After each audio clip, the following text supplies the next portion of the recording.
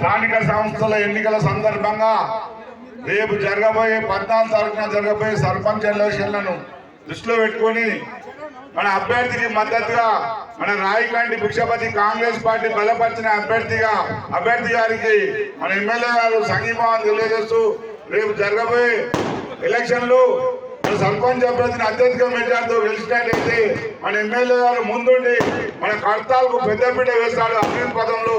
ఇప్పటిదాకా మన పెద్దలందరూ చాలా మంది వాట్సాప్లు మాట్లాడినట్టు వారు మన కర్తాలకు దాదాపు 2 సంవత్సరాల్లో 1 కోటి రూపాయలు నిధులు ఇచ్చి అండర్ గ్రౌండ్ డ్రైనేజీలే కానీ సీసీ రోడ్లే కానీ ఇంకా ఇప్పుడే అందరం కూడా మన కర్తాలకు పెద్ద సమస్య అయినటువంటి మండల కేంద్రమైన మండలం 2016 మన కర్తాలు మండలం కావడానికి మన ఎమ్మెల్యే గారు అప్పుడు ఎమ్మెల్సీ ఉండి మన కర్తాలను మండలంగా చేయడానికి ముందున్నటువంటి వ్యక్తి.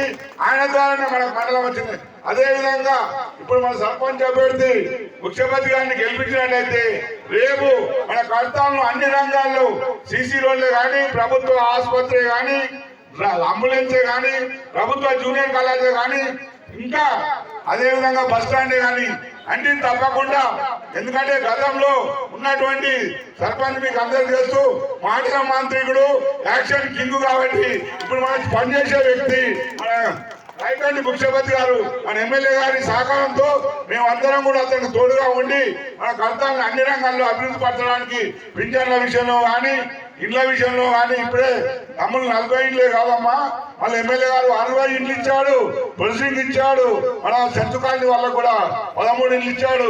కాబట్టి కొన్ని విషయాలు మన మిత్రులకు తెలియదు. ఎలక్షన్ నుండి మేము చెప్పలేకపోయినాం. తప్పకుండా దాదాపు 400-500 రేషన్ కార్డులు కూడా ఇవ్వడం జరిగింది. గత 10 సంవత్సరాల్లో ఒక్క రేషన్ కార్డు మన కర్తలకు ఇచ్చి రామో చెప్పండి. గత 10 సంవత్సరాల్లో మన ఎమ్మెల్యే గారు వచ్చినాక అడిగిన వారికి అందరికీ కూడా తప్పకుండా అర్హులైన వారికి అందరు కూడా రేషన్ కార్డు ఇప్పించడానికి ఆయన పెద్ద ముందు చూపుతో కర్తలకి ఏం కావాలన్నా పెద్దపీట వేస్తున్నటువంటి మన ఎమ్మెల్యే గారికి మీరు అందరు కూడా పెద్ద ఎత్తున తప్పట్ల ద్వారా అశాధనాలు వెలువరించాలని కోరుతున్నాం. కాబట్టి మరి ఇప్పుడు ఉన్నటువంటి మన గ్రామ పంచాయతీ నిలబడేటువంటి అభ్యర్థులందరూ కూడా యువకులు కాబట్టి మంచి వ్యక్తులను సెలెక్ట్ చేశాం. కాబట్టి అభ్యర్థి కూడా సర్పంచ్ అభ్యర్థి కూడా చాలా మంచి వ్యక్తి. గతంలో 2 సార్లు వార్డు సభ్యుడిగా చేసిండు.